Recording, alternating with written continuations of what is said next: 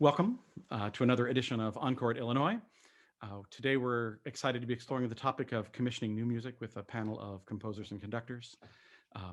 I'm Andrew McGill, the Director of Choral Activities here at the University of Illinois, and my co-host is my esteemed colleague and one of my favorite people at the university, Stephen Peterson, Director of Bands. We have four panelists with us. We'll ask them to introduce themselves. One of them is a friend of mine from many years past, a fellow Westminster grad, Gregory Brown, who's a wonderful composer from Massachusetts. So welcome, Greg, and if you could just tell us briefly about who you are. Thank you so much for having me, Andrew. It's great to see you. So I went to Westminster Choir College, but before that I was at Amherst College. I was going to be a computer scientist. I wanted to do that. I got into geology, but I was always in the practice room and I ended up doing music. My degrees are primarily in conducting, actually, but I was composing more and more. And for the last 7 or 8 years, I've been almost entirely composing.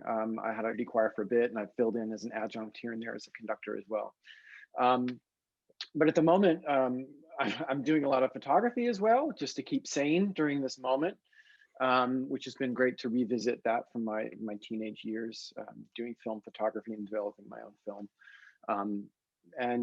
That's sort of where I am. I do a lot of work for voice, art song, choir, stuff like that.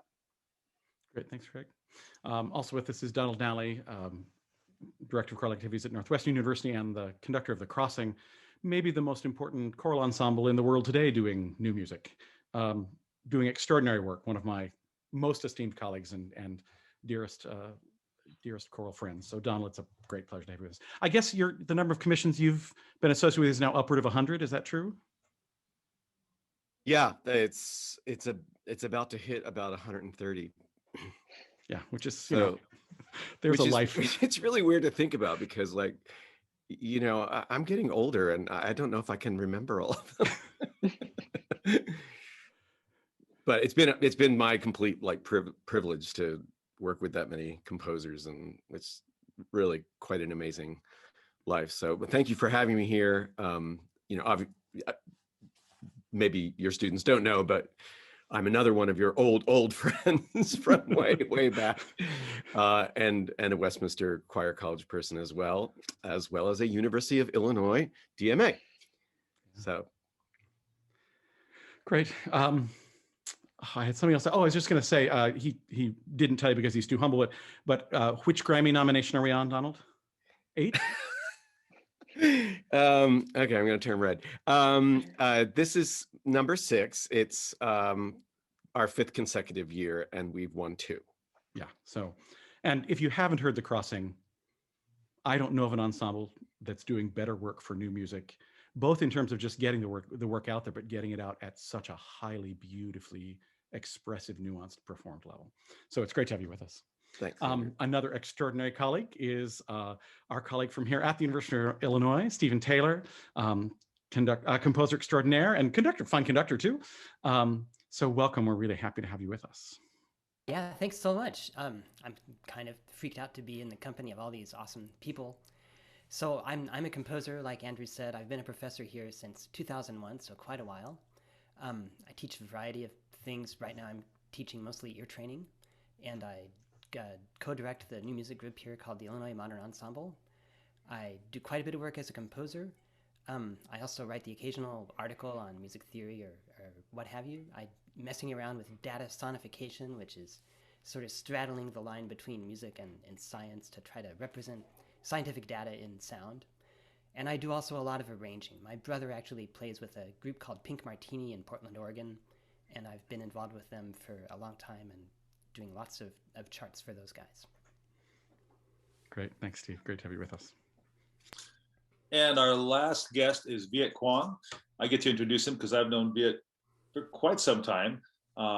When he first won a fairly prestigious composition award that we used to host at Ithaca College School of Music, where I taught at that point. So Viet and I have been friends. That piece was called Sound and Smoke, and I'd like to take a little credit for some of putting him on the map a little bit. That was kind of one of his first big pieces, and he's an amazingly gifted composer who's really taken off. in all genre, but particularly, I guess, I don't know, Viet might be mad if I say this, but he's quite well known in the wind band world, as well as other places too. Viet, tell us a little bit more about yourself. Hi, yes. I actually, I remember like meeting you when I was in high school, like a long time ago. But yeah, I'm a composer. I grew up in Georgia. Grew up playing in band, percussion and clarinet, and then collected several degrees in music composition. And now I'm just here writing a lot of concert music for different mediums. So I write a lot for wind ensemble, like Steve mentioned, but also doing a lot more orchestra music now, chamber and solo music. Wonderful. So I think the bulk of our students that'll be watching this will be thinking of themselves as performers. And so I'd love to have start with the first question with Donald. And the question is why? Why are you so committed to commissioning new music? And why do you think these students listening should consider it to be part of their life's mission going forward? We'll start small. Yeah, right. Yes, I didn't think it was going to be like a why or a what.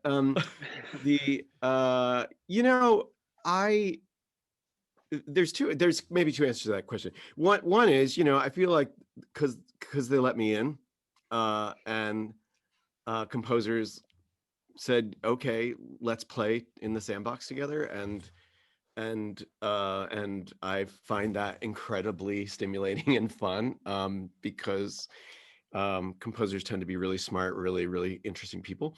But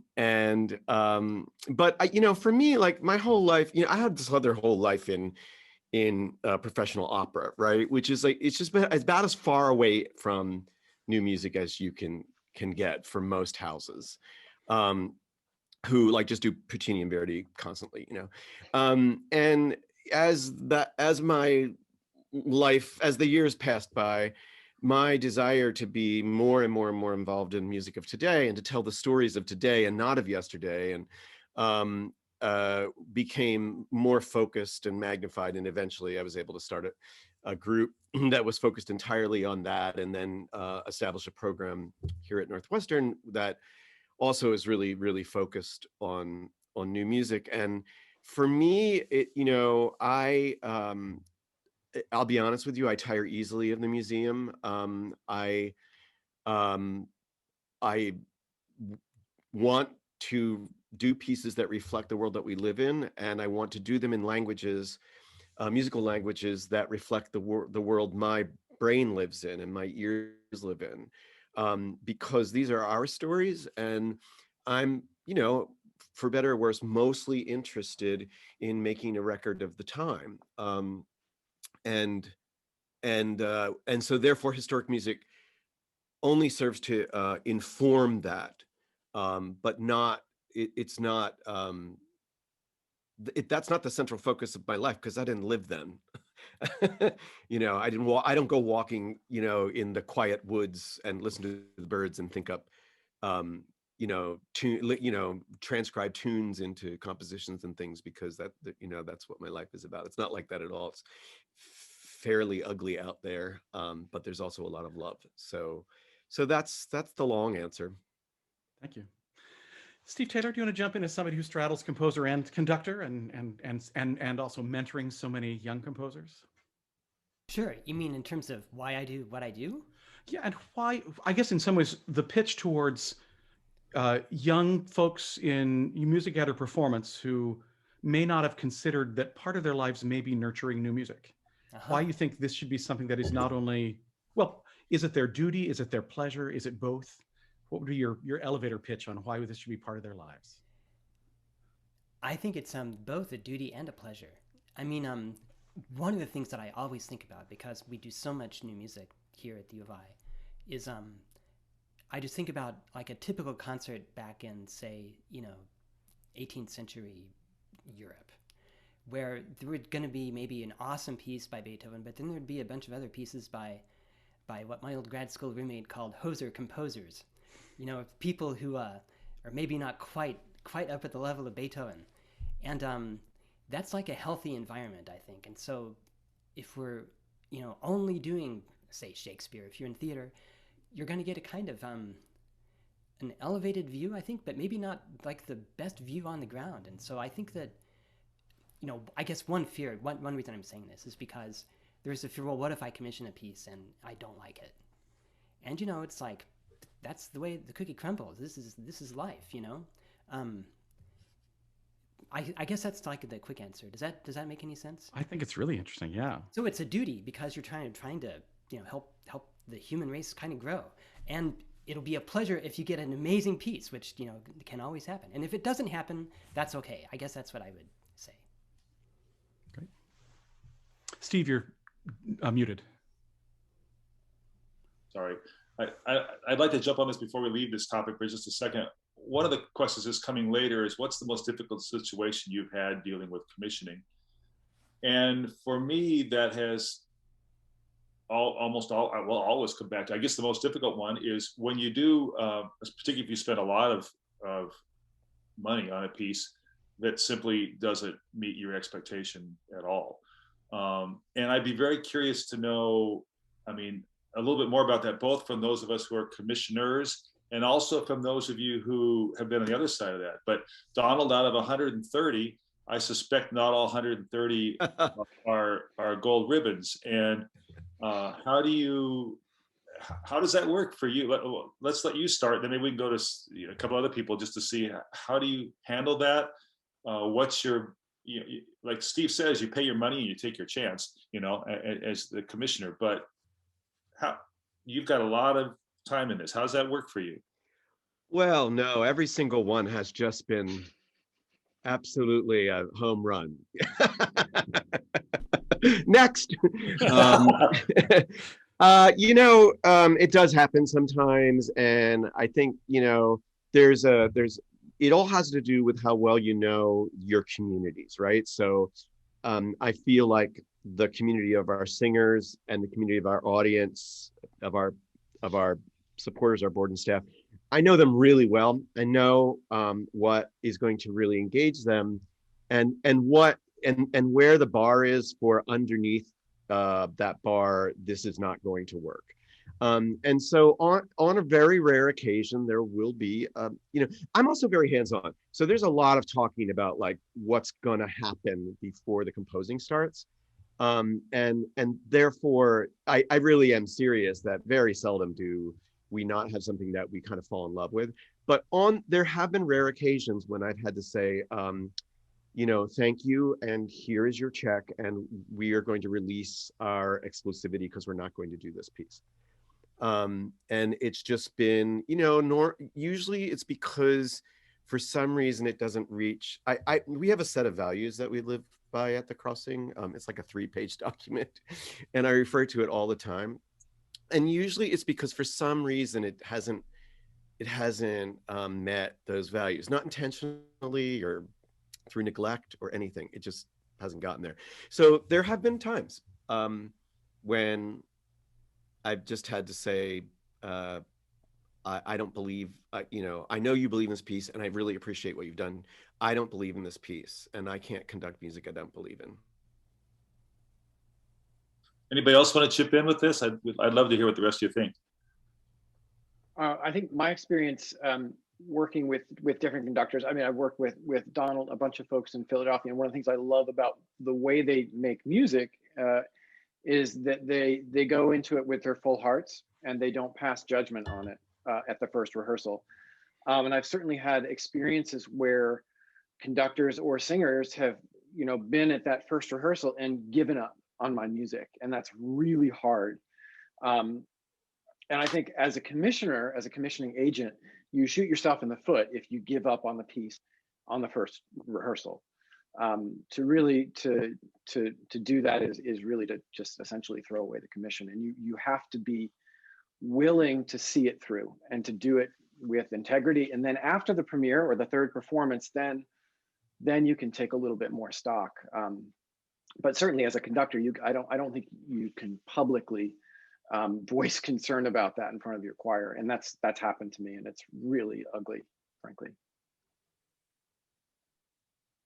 I'll chime in and say, like, as like a younger composer who's kind of feels at the moment like pressure with every piece to like deliver something that meets everyone's expectations or even surpasses them. Like I want every commission to be great and everyone to love it, and for myself to love it as well, obviously. But kind of also having to accept that we're all human and not every piece can possibly be that.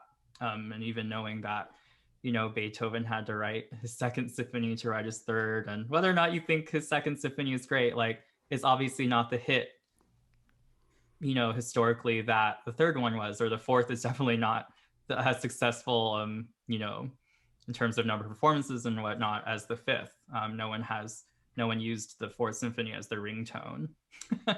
So like I think also just like something I appreciate with conductors and people who commission music is I know that all of you always want to have a great piece at the end, and that's always our goal as composers, but also knowing that like you might be commissioning a piece and not get the fifth symphony, but you're still a part of that composer's lineage and their creative life so that they can one day write the fifth symphony. And That's awesome. Is it okay if I chip in a tiny bit? Please, yeah. I just really resonate with that, and I resonate with what Donald said about holding composers' hands. And I've been on both ends of that because I work with a lot of student composers here, and after every rehearsal, it's like, well, maybe you should think about the dynamics in this clarinet part, or whatever. And then by the time you get to the next rehearsal, things get better and better, and that's exciting.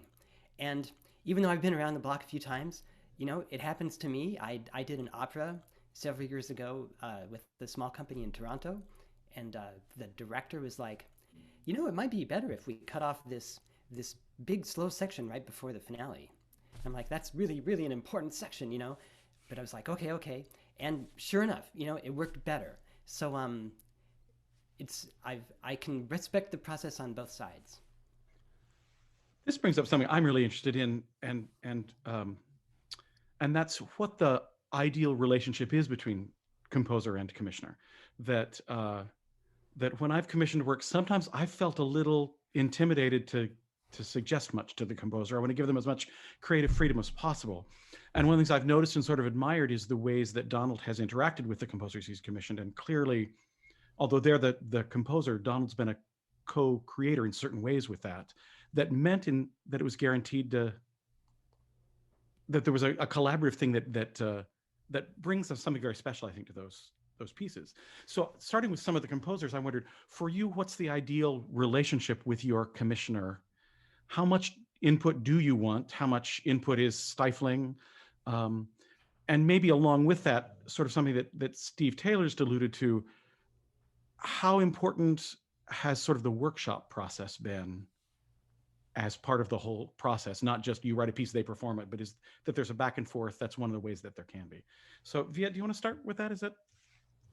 Yeah, sure. I think this is something that you just kind of, for me, is something that you just have to play by ear, because every composer is different, every conductor is different. And I mean, for me, myself, like every collaborator I work with is different in terms of how much input they want to give, just how open they are with that. But I think it's like just communication is so important, and kind of knowing and being honest with everyone. Like if you feel like someone is kind of overstepping your creativity at any moment, just like to kind of be like, oh, thanks, like I'll take that into consideration, and like I think I'm gonna try to work on this myself for a while, and then when I need your input, I'll reach out. But I really love collaborating, especially when I'm writing for instruments or ensembles I don't have as much comfort writing for. Like, first, I don't write very much for voice, just hasn't been where things have gone in recent years. So when I do write for voice, I wrote a piece for Anthony Roth Costanzo last fall, and it was a lot of like, is this range okay? Is this okay? Are you comfortable with this? Whereas if I were to write, say, a percussion concerto, it's an instrument I play and I've written a lot for, I feel more just comfortable and kind of almost like, because I'm comfortable with it, I like to do kind of strange things with percussion. Like I wrote a snare drum piece with a plastic comb and a credit card as the implements, like no snare drum sticks. So, but I like had a snare drum in my lap as I was writing it. I was playing through it, and I kind of didn't want to send it to them or like for them to know what I was cooking up, because I knew that they would be kind of like, what the hell are you doing? But like, I'm really happy with how that piece turned out, and I'm glad that for that I stuck to my guns and didn't didn't send anything too early. Great, thank you. Greg, I think of you as such a collaborative person and human being. How do you like your relationships to be when you're writing for someone? Well, it really depends. I've also collaborated with poets and writers for the texts, and that's sort of a different type of collaboration. But I think the premise is the same, and there's a lot of communication that has to happen, a lot of honesty, but also sort of knowing when to put your kid gloves, and sort of negotiating that space so that you get to the end point together and have this fruitful thing come out of it. There's a certain amount of humility in sharing a score with someone, especially if it's someone that you don't know closely. I like to share my scores relatively early in the process, but that means that the typography is sometimes bad, missing dynamics, things are wrong, and you just say like, I want your feedback, but I want to trust that you're not going to think that this is the final product, and that can be really tricky to sort of know, you're sort of walking around in your bathrobe and you want to know, am I walking around in front of people who are going to think that this is how I dress all the time? That sort of humility. When it comes to working with poets, I've been lucky to work with some really, really fine poets, and that's tricky sometimes because what they write may work as poetry, but it might not become a vocal line very easily. And so with some of Todd Herron's works, there have been a couple of lines where I've asked him if I could rearrange some words. And he's been okay with that for the piece, but when he publishes the poem, he publishes it his way. So there are sort of these two different versions. And I think it's worked for both of us in that way. But yeah, there's tricky. I had one really dreadful experience writing a piece of church music years and years ago, and the commissioner, the commissioning agent, it turned out they wanted me to delete one beat. And I said, what are you talking? And it turned out that there was one sonority they didn't like, and they were insistent that I just turn it into a bar of 3/4 and get rid of the beat. And I had to explain to them that that was not an appropriate solution. So that was actually quite tricky. But that's sort of the other end of collaboration, being told unilaterally to do something in a medium that they didn't understand. That was a very, very awkward situation. Donald, have you always been? Sorry, Steve, you wanted to jump in? Just, Please just do. really, really quickly, I would just like to encourage. Oh, sorry, Steve Peterson. No. Steve Taylor. One of my buddies is a composer who always puts a note on the front of his scores saying, if you have anything that you're not sure about or anything you're not sure if it's playable or whatever, just please contact me. Nobody ever does, but go ahead. And so I guess I just like to encourage people, go ahead and reach out to the composer, and it's better to ask than to be shy. That's all. Donald, would you talk about your collaborative process? Because I do find it so, in some ways, out of the norm of most of the people I know that commission music. Yeah, I still haven't figured out whether I'm a pain or whether it's a good thing. Maybe I don't want to know. But there's two ways in which we usually work. One is that I, contrary to what I just said, go walking in the woods and think about things that I would like to talk about, or that I know the group would like to talk, groups I should say, because also Northwestern would like to talk about, and kind of develop what that topic might look like, and maybe even possible text or original sources, or something like that, and then what would be the right composer, and then contacting the composer and having this conversation about the idea and whether or not they're interested in that idea, and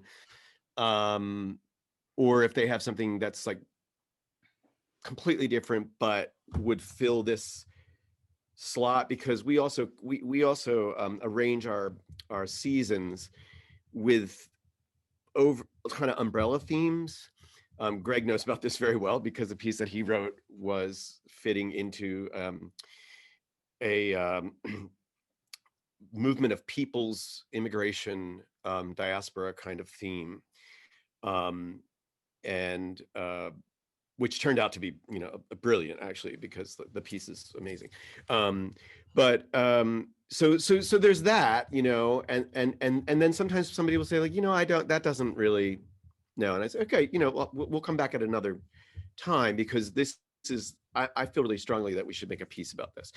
And then there's, you know, saying, you know, somebody saying to me, I have this idea for a piece, and I, you know, I'm wondering if you're interested. And that, you know, probably half the time I kind of go, yeah, I mean, that's an interesting idea, and let's develop that idea. And then half the time I say, no, you know, we don't commission sacred music. We don't commission music that isn't in the language of the audience. I don't like commissioning short pieces, because the repertoire is just absolutely full of short pieces. And I want to expand the canon in a way that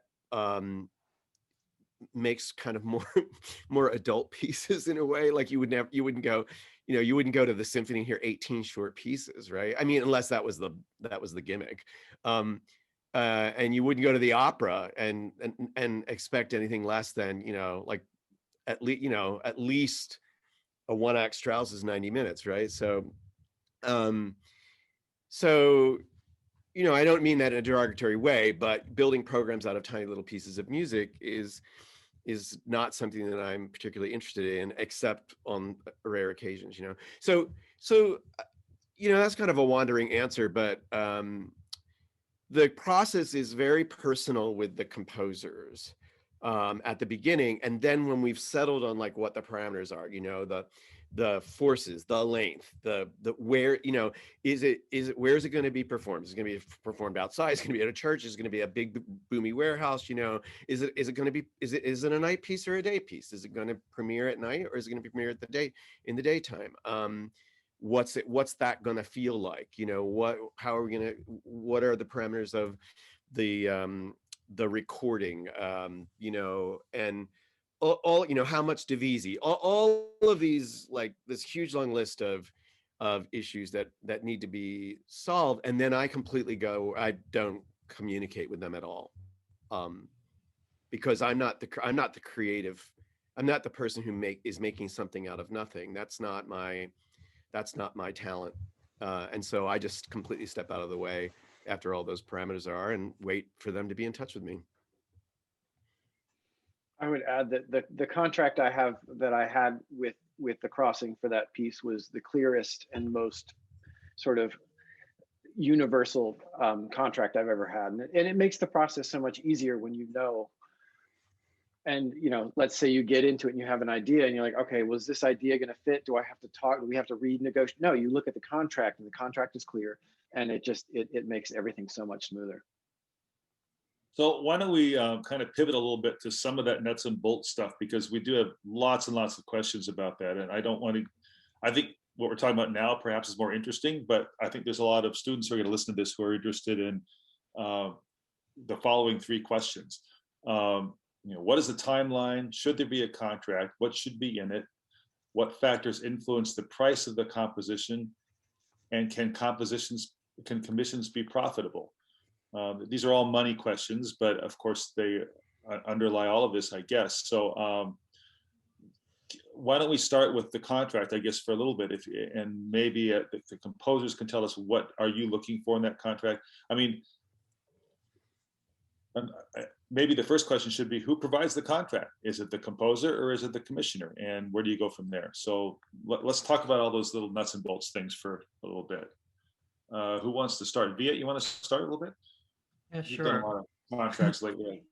Yeah.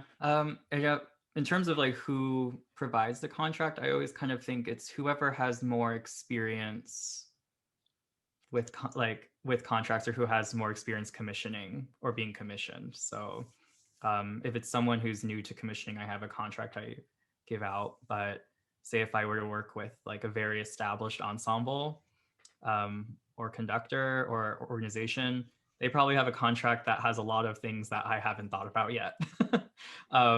And so I am open, obviously, to seeing what their contract is. And usually their contracts are, very comprehensive, kind of like what Greg was saying. Like, I'm sure the through over 100 commissions, like the crossing has figured out, like, has ironed out many small details about things that And normally, a lot of it's been figured out the hard way. yeah, Right. exactly. So it's like stuff that, like, I am grateful that I don't have to worry about those things or figure those out through like, something that's not positive. So let me ask this a different way then. What are the things that you have learned, each of you, about contracts that the younger folks who are going to do their first or second commission, what should they avoid? What are the biggest pitfalls that you've learned about? And that's a good question for everybody, maybe, to go around the room. Greg, why don't you start? I would say just avoid assumptions, especially if you're working with friends. I know it sounds crazy, but even just like an email, if you're a grad student and you want to write something for somebody else's grad recital, have something between you so that the assumptions are out of the way. Because I think that's where you get into the biggest trouble, where 2 weeks later somebody says, "Where's that thing?" You say, like, "Well, what do you mean?" It's just to have it written down somewhere so that the assumptions are out of the way. It doesn't have to be legal, it doesn't have to be notarized, but just write it down.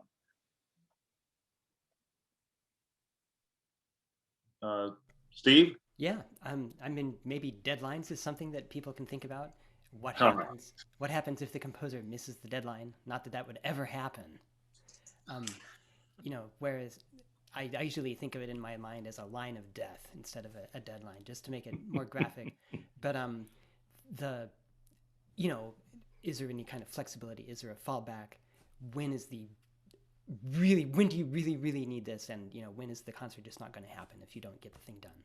Stuff like that, I think, is, at least for me, that's what I really need to know. When do they need that score and parts?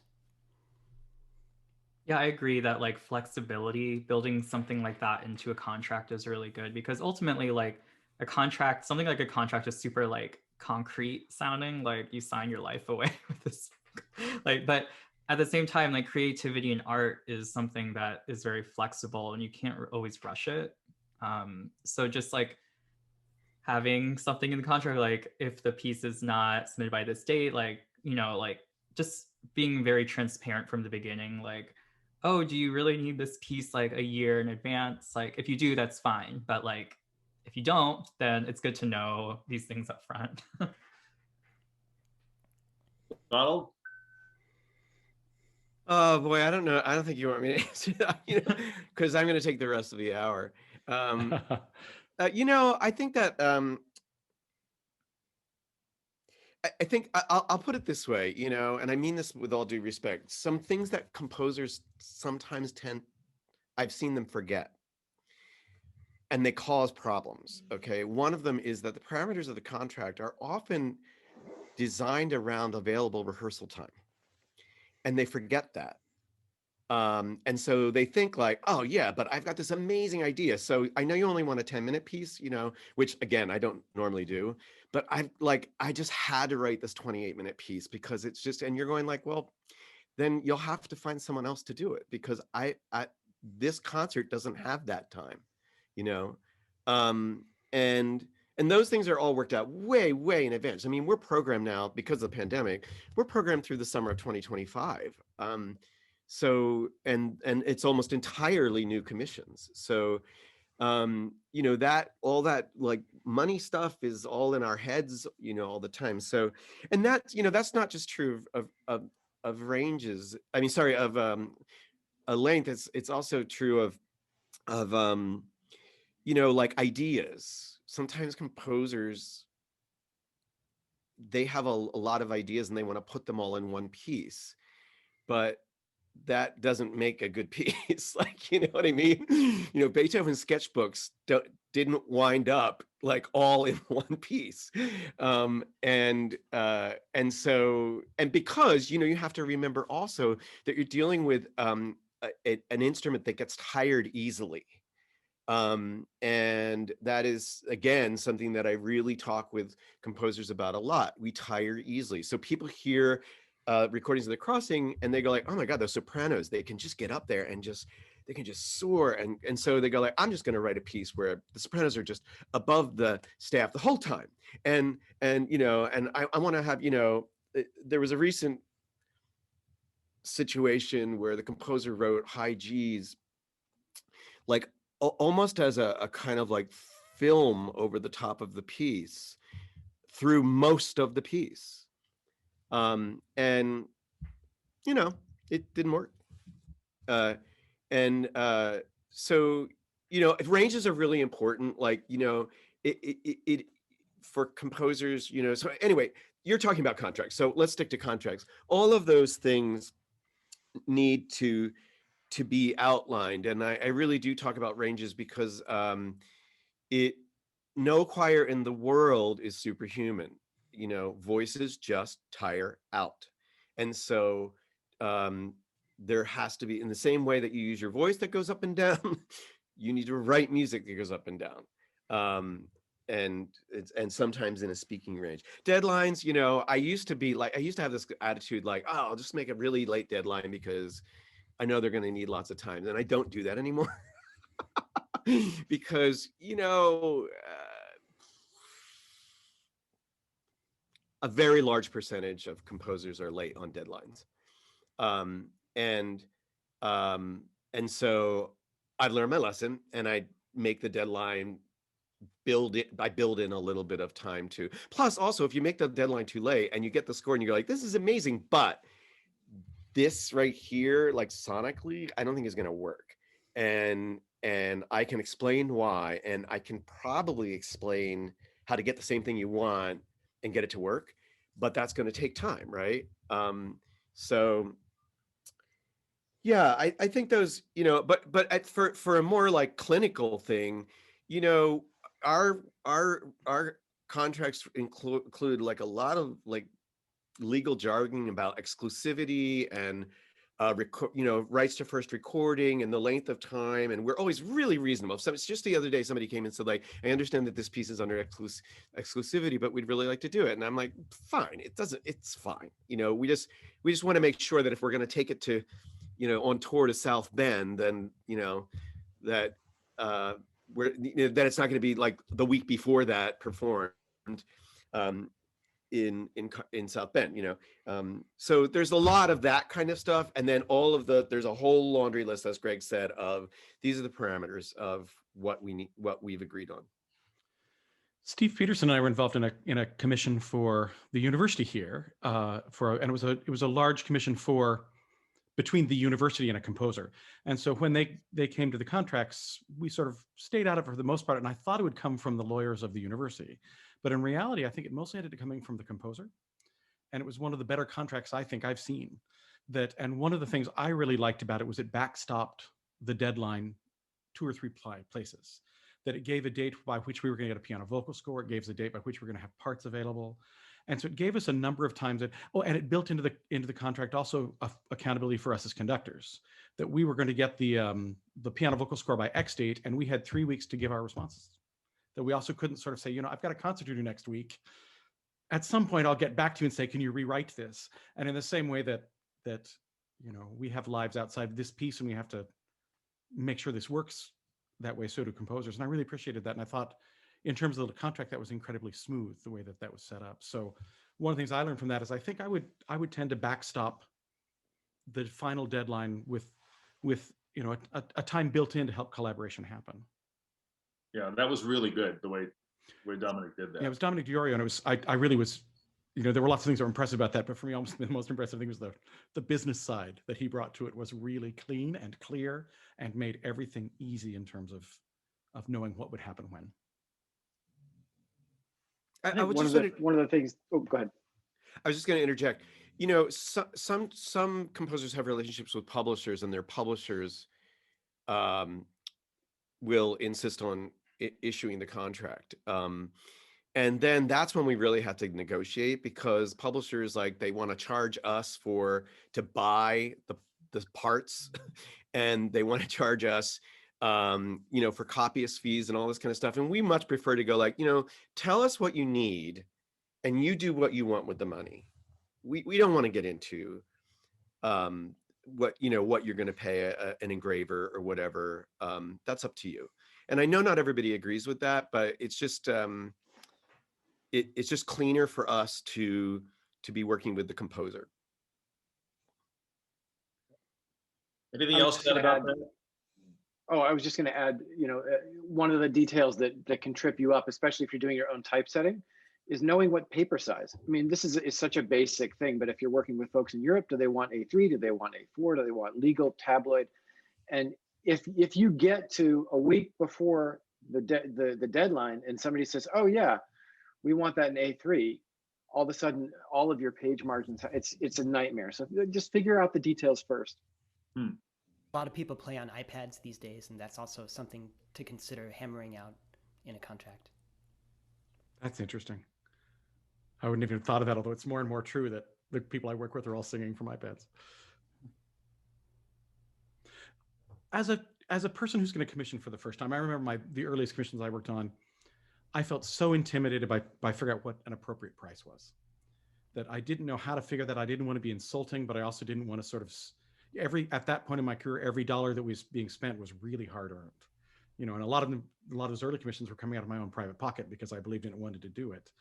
So what would you suggest? Either, numbers would be fine, but in some ways, what are the resources out there for figuring out what's a fair commissioning offer, and do you tend to negotiate price, or does it tend to be, if the price is good enough, you take it, if it's not, you don't? That's a good question. That's a good question. And I'll go ahead and jump in. Please. I've never turned down a commission on the basis of price. I just feel like if somebody wants me to write a piece, it's like, wow. And so I'll say that's awesome. Having said that, it really depends on the agency doing the commissioning. It depends on if they have donors. And so I've been all over the map in terms of prices. And so maybe I'm actually not the best person to answer. I think No, that's a really good answer. Well, no, I think in a way it's helpful to know that the truth is that whatever answer we're going to give, any of us, there isn't sort of a guidebook out there that tells you that this composer deserves this many dollars for this many minutes. There is an official sort of website. I don't know if it's still up or not, that's saying, if you're writing an orchestra piece, it should be, I think, $1,000 per minute of length and so on.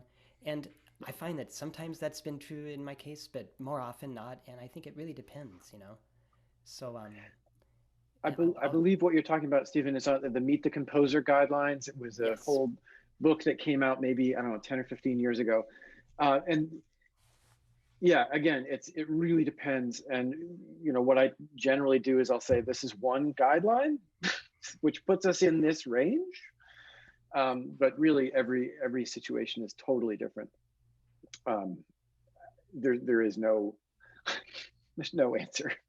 It is helpful, though, I think, for a young commissioner just to have any sort of sense of guideline, because it lets them know. Because we don't know whether for our first commissions we should commission the person we admire most in the world, who we've never met, or whether it might be more appropriate to find a grad student we went to school with that's talented and sort of test the waters of a commission that's not going to make anybody a lot of money, but is appropriate for our level of experience and their level of experience, it seems to me.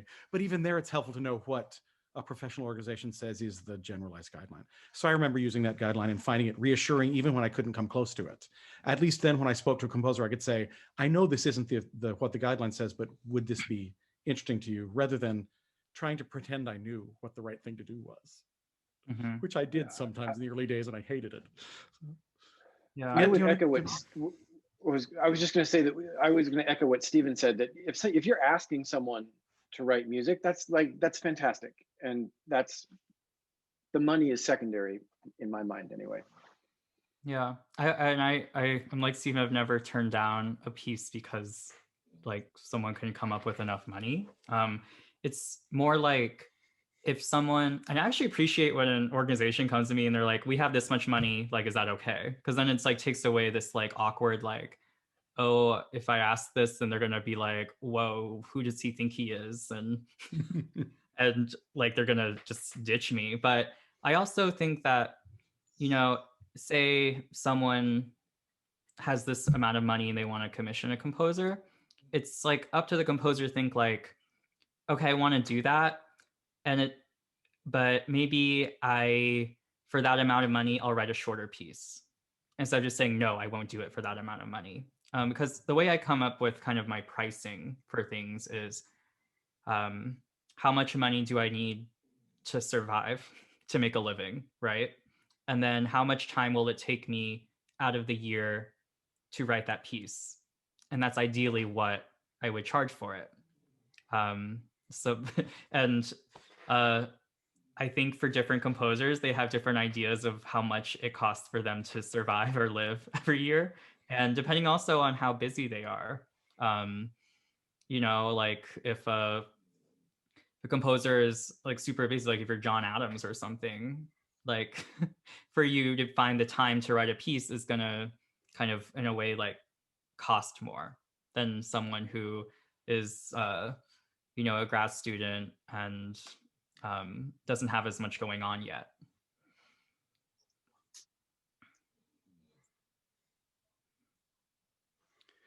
I'm interested in it. One of the things I found really interesting and inspiring was how many of you spoke about how commissioning is partly a matter of being part of a citizen of our current time, and that there's a way in which we're telling the story of our own time. But at the same time, contemporary classical music has a reputation for being completely irrelevant and disconnected from our own time.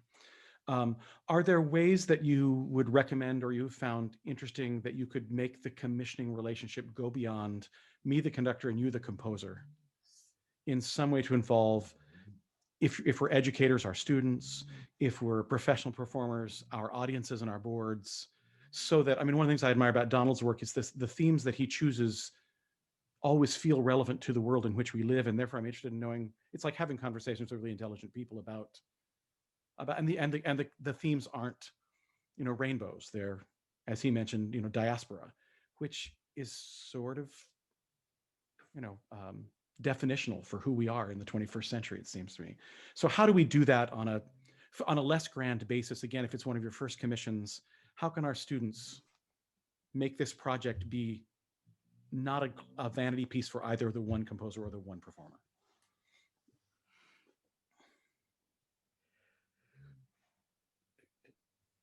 Who are you asking? I guess you, Donald, because you've unmuted first. I don't mute.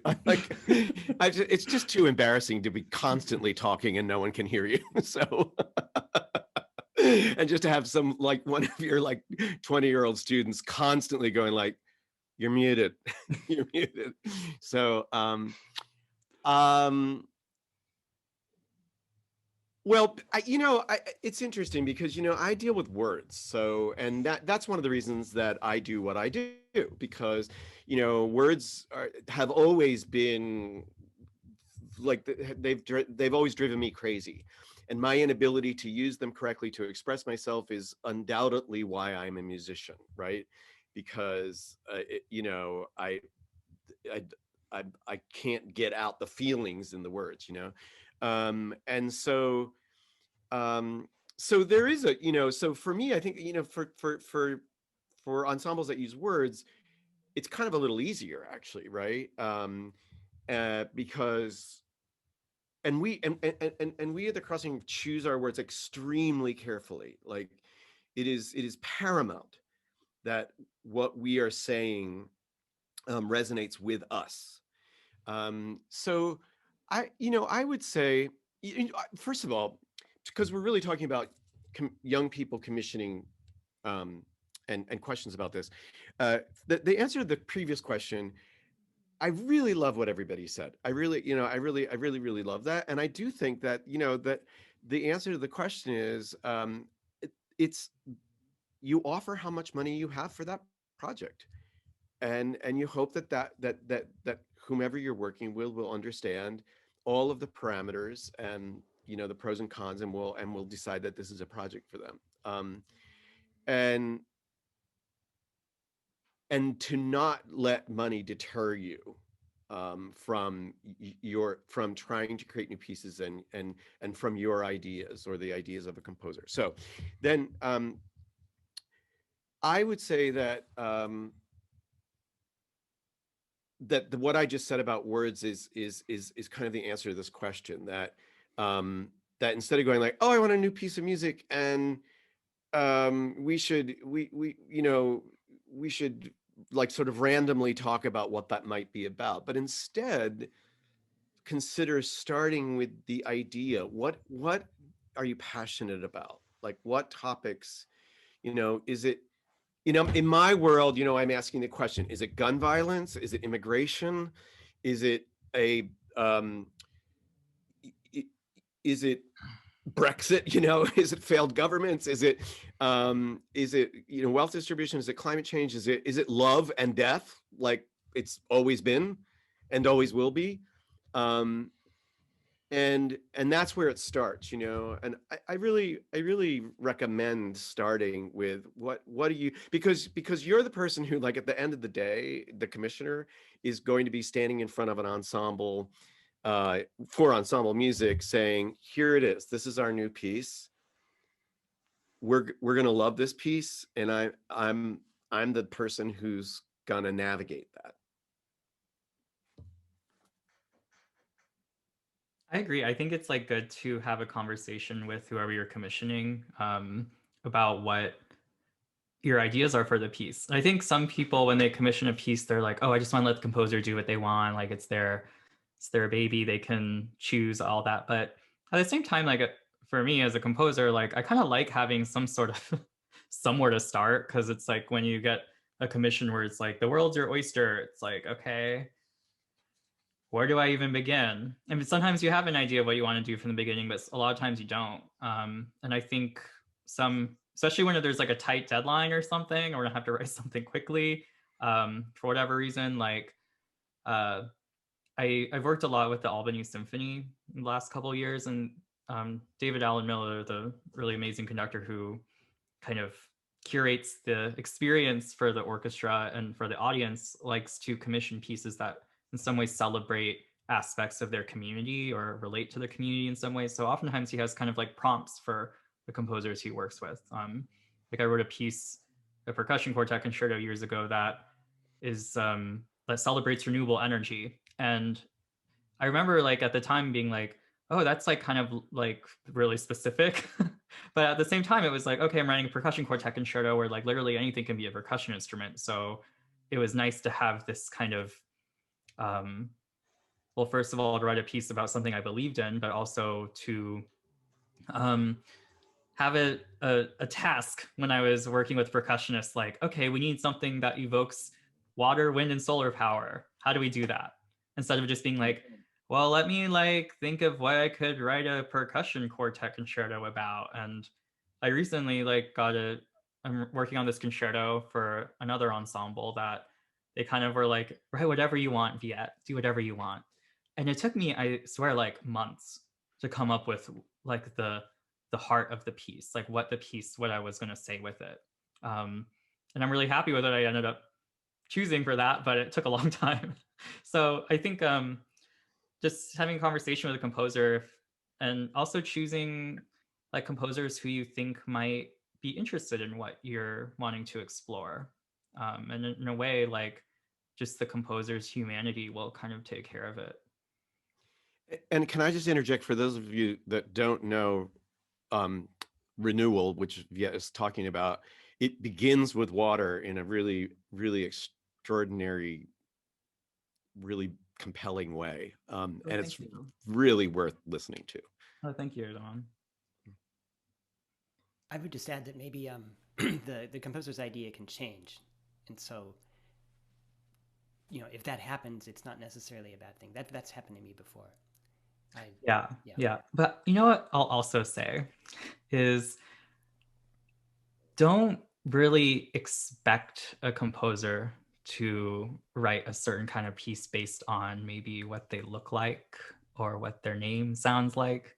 It's something that I've kind of had to deal with a little bit. Just personally, is like people coming to me expecting me to write a piece about, you know, being Vietnamese American, or when like you like straight up like on the phone, I was on the phone with someone who's commissioning pieces like, oh, we're making a concert about diverse voices, and what can you add to that?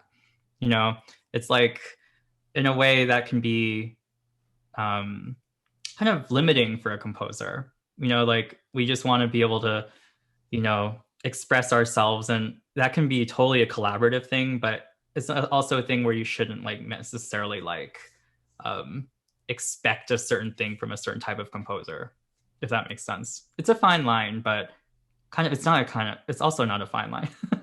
Can I like, also, sorry, respect, you know? Can I also interject something that has come to mind since you guys are talking, is that, you know, also remember that composers don't work for you. You know, they like, and they have their own lives, and if they if they had ensembles that were always going to write their pieces and enough money to be really happy, they would write out of necessity their stories, right? So what they are doing all the time is writing their stories. I mean, one of Stephen's most beautiful pieces is the piece that he wrote about his teacher, you know, and Stephen Stuckey, and it's just really, you know, it's a very great piece, but that came from his really personal story. I don't mean to be speaking for you, Stephen, but and just remember that actually, even though you may like have this contract that we talked about with all this stuff in it, and I went in and said, I want to talk about climate change. At the end of the day, it's they're the one who locks the door, lights the candle, and tells their story. And that makes your job as a commissioner a facilitator.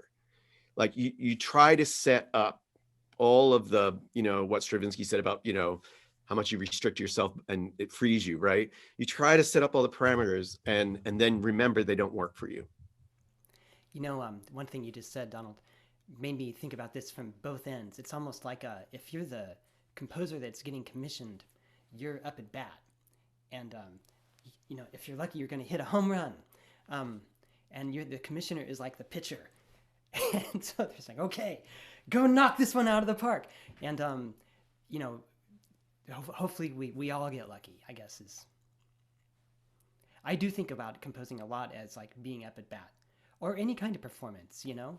And the more you do it, the more you find out what your batting average is. You know, it's like if you write one piece a year, then you could be batting 1,000, or you could be batting 0, you know? And the more you write, the more you figure out, like what you said, the story you're telling. That's a great analogy, because it is like you can't have one without the other. And you like there needs to be a kind of communication and cooperation. Not that I ever played baseball, but like, it truly is something where it's like it's very symbiotic, the commissioner and commissionee. Sounds like a great way to close. Don't you think, Andrew?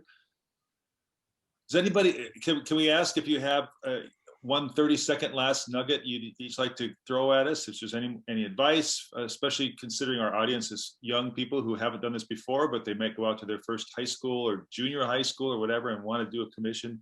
If you've got just one last bit of advice for us, that would be great. Sure, I'll start. We've talked a lot about, you know, one commissioning agent, one commissionee. It doesn't have to be that way. It can be many people commissioning one composer. It can be one person commissioning a poet, a saxophonist, a painter, and a composer, or a choreographer and a lighting director. It doesn't have to be a one-to-one relationship. And in fact, some of the best experiences I've had is where I've been asked to write a piece about a tree. Go find a poet, we'll pay the poet, and you do an art song about a tree. And that sort of 1-to-2 relationship actually can be really fruitful. I'll jump in really quick. If the commissioner feels like the piece is not at an appropriate level of difficulty for the ensemble, and it was actually very inspiring to hear Donald talk about his group, which is maybe one of the best vocal groups in the world, and then they just can't sing high Gs forever. Don't feel bad if you don't think that the composer has written a piece that your ensemble can do. And I've been on both sides of that. I remember one time I had a guy say, you know, oh, this bar is going to take you 3 hours to rehearse it. And I'm like, that's how much time we have to rehearse your whole frackin' piece, buddy. So, you know, yeah, just don't be shy about telling the composer this has to, you have to make this not so impossible. Yeah. Yeah, I think something we haven't talked about is like how great the experience can be if you're a teacher, like, and if you commission a piece for your students, how amazing that can be for students to meet a composer and to kind of feel like they have ownership, not like own the piece, but they were part of something coming to life like that. And so if anyone watching here is going to be some sort of educator at some point, I think it's a really great thing, not just for you to say you commission a piece, but for your students to feel like they commissioned something as well. If I could go back and tell my younger self at the stage where I think most of our listeners will be, I wish I'd started commissioning things sooner, and I wish I'd been less afraid of it. That I was just, one of the things that Steve just said, for instance, is you're actually the expert in your ensemble. And it's the composer needs you to be that for them. And that you have something to bring to this. And I think one of the things that kept me from commissioning enough early on was that I didn't think I would be a good commissioner somehow. I didn't know enough. I didn't, I was, and I just think it's a risk, but that's partly why it's so valuable and important, is that, and we've talked about not every piece may be a home run, but that's part of the joy of this thing, is that it's one of the ways in which commissioning music is less safe than doing the historical music of the past. And that in and of itself is a beautiful and valuable and worthy and pleasurable thing. And it may be that, I will probably never commission a Beethoven 9, but I will commission a lot of works that will bring joy to me and my singers and composers and explore who we are. And that's more than enough. So my main thing is just do it. And, don't be afraid. We're all afraid. But that's why it's important. Yeah, composers don't bite. And ultimately, we're all just an email away. Like, I'm an email away. Jennifer Higdon is like an email away. Don't be afraid to reach out. And can I just add one little thing, is that don't worry about the dividends that are going to come out of it, right? Like, birthing a piece of music is kind of like having a kid, and, you invest a lot in the kid, and at some point you turn them out to the world and you give them to the world, and they live by themselves in the world, and hopefully they bring meaning to the world and contribute to the world. Sometimes that works out wonderfully, and but you never look at it and go like, boy, that cost a lot of money, that kid. And so it really is, we've really developed a language that we talk about, the crossing, that doesn't involve like cost and losing money and things like that, because when you invest in something and you see it through its birth, you really are giving it to the world, and from there, you just hope for the best. We want to thank you all so much for joining us. This has been great fun, and I think everyone's learned a lot today. What a great panel. Andrew, congratulations. You put together a good one. Well, you did half of it. So I may echo what Steve Peterson said, which is just that it's just a joy to hear you all talk. And I only wish we could do it in person and more frequently. But thank you so much. I'm sure it'll be of value to our students. And just selfishly, it was of great value to me. I enjoyed it and felt like thank you all very much. So thank you. Thank you. Stay warm.